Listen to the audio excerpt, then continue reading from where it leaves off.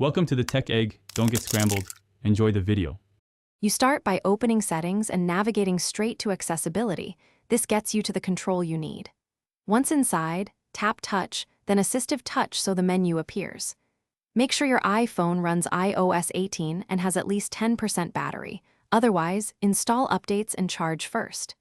You're beginning the change now, so don't wander. Enable Assistive Touch if it's off and observe the floating button. This step prepares the system for customizing the icon and is essential before you proceed. Now you customize the icon itself. Tap Customize top-level menu to expose the slots and their images. You pick a slot, then tap its current icon to change it. Once done, you can select a system glyph or choose a custom image from photos. This is useful if you want a personal symbol. Make sure to crop precisely and confirm selection.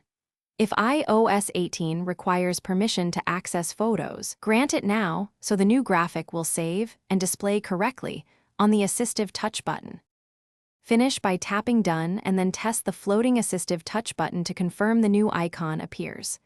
If it doesn't update, toggle Assistive Touch off and on or force restart your iPhone. This often resolves caching glitches.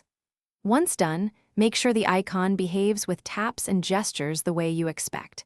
If problems persist, reset Assistive Touch settings to defaults and reapply the image. This is a safe last step that clears misconfigurations without affecting other system settings. Thanks for watching. Consider subscribing if I helped unscramble your problems.